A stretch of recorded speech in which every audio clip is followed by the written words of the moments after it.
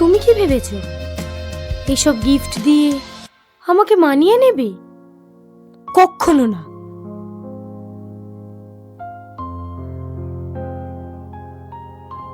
Full, chocolate,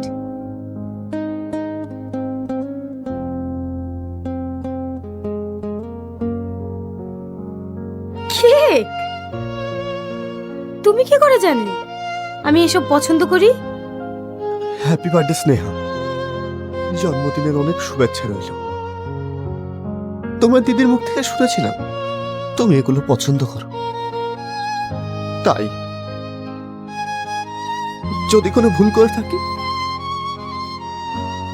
I am so sorry.